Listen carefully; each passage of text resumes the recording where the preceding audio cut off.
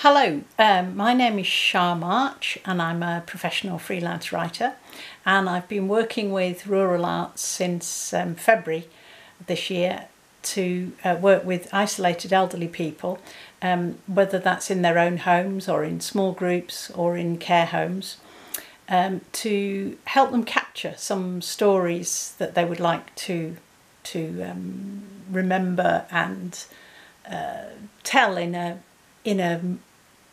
as good a way as possible. So it's primarily been memoir work.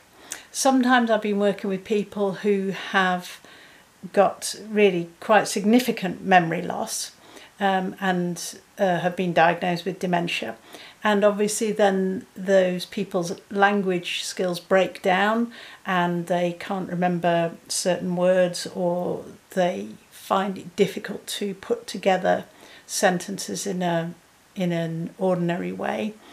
I'm very used to working with people like that because I've been writer in residence for Leeds hospitals and I've worked on the elderly wards there, one-to-one with people, and also I've worked for the NHS in the Northwest, again with patients but also with staff and visitors, to capture creative writing.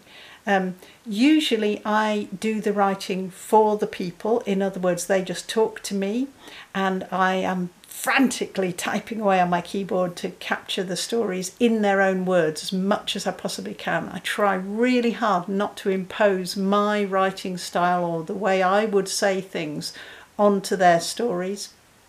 I think this is particularly important for older people, and even more important for people who have memory loss, because one of the very few things they have left are their memories, however fragmentary and however they choose to tell them, is the way that I try and record them. So some of the work that I produce is just in note form, but it will help people remember the fuller story. And often what's happened is, because I work for 6 weeks with each particular person, then I will give them the notes as soon as possible after I've had the first session with them, and then they'll often the following week say, oh, and that's made me remember such and such and such and such, and so we can then fill out the stories and the snippets and the anecdotes and put them into a more pleasing order for them. Sometimes it's notes, sometimes it's proper little stories, little chunks from their past. And for that I might use something like the decades exercise. So I'll say to people, right, for next week I'd like you to have a think about every decade of your life. So from 0 to 10 and 10 to 20 and 20 to 30 and so on. And given that the youngest person I'm working with is 76 and the oldest person I've worked with is 104, that's quite a lot of decades. And then within each of those decades, I ask people to think of 5 things that they want to recall from that particular decade. Sometimes that's more difficult than others. Some decades people say, oh, I could have told you 50 things about it. But it's really interesting what people choose, and everybody chooses different things, and that's always really fascinating. So within the decades exercise, they can sometimes become really quite complete stories about either linking those 5 events or linking a couple of them or just one particular event from that decade. And then also what I'll do is, when I feel that I've been told something, it can be a particularly poignant memory, or it could be something that's very funny, or I don't know, just something that strikes me as a writer. I will then try to write the person a poem. I will write it and take it to them the following week. Again, trying really hard to only use that person's words, but sometimes I do go off on bits of flights of fancy given that they've maybe just given me an image or something, and then I'll come back to them with a poem.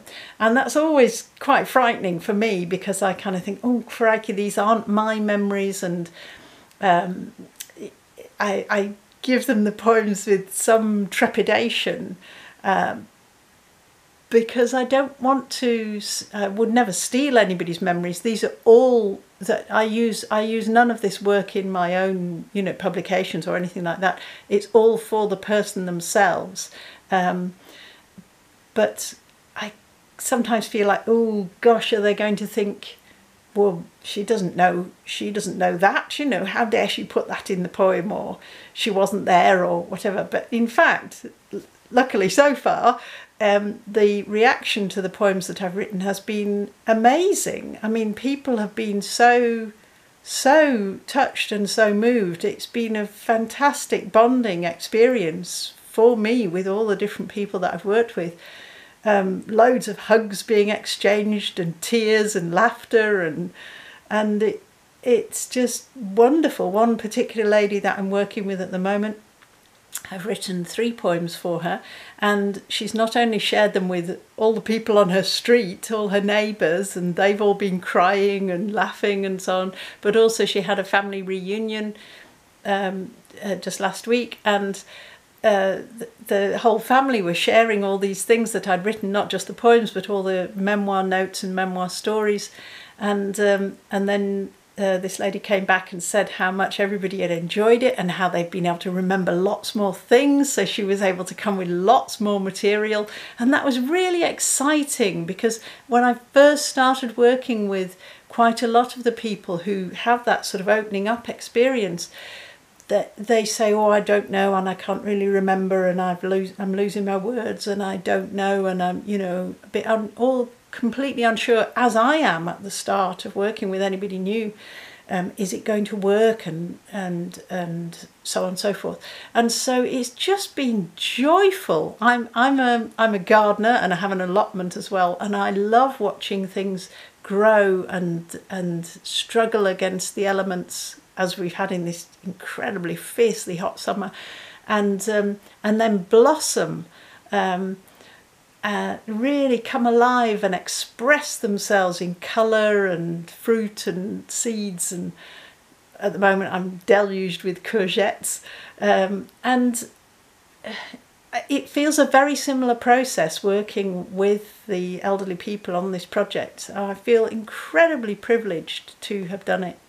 I've worked in Orchid House. That's a very new residential facility for older people, and that didn't work so well because the community hasn't really built up so well there, but hopefully in the future that'll be a possibility. I worked at Sowerby House, and that was really wonderful.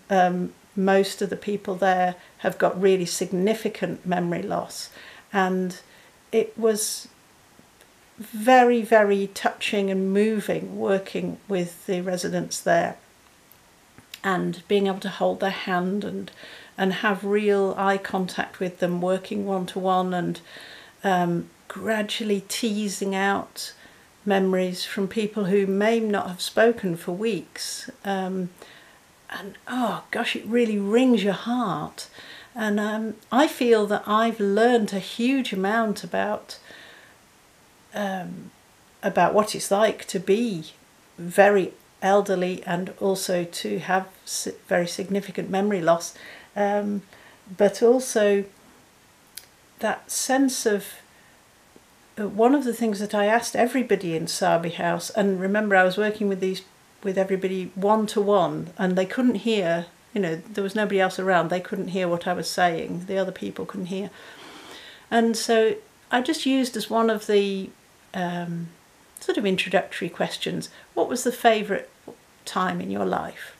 And every single resident in Sowerby House said to me, well, actually, it's all been good. I feel very content, and it's all been good. I wouldn't actually change anything. And the answers were almost identical from everybody, and I really don't think that was because of their memory loss. I think it was because of that generation, going through the war, struggling through the 1930s, depression, the start of the NHS, the start of the welfare state coming in, making things easier for people, having that attitude of make, do and mend, being thankful for things, counting your blessings, as my grandma would say.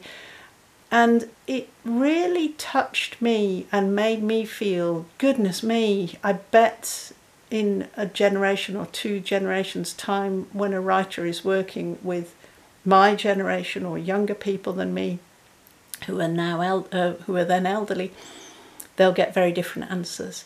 We're sort of taught to be discontent and striving for something else, and oh, if only, and I should have chosen this, and if only such and such had happened, and I should have been given, and I felt over the months of working on the project a real sense of that falling away from me, and that sense of being driven, as you sort of have to be when you're a self-employed writer, you know, to get work and to make things happen.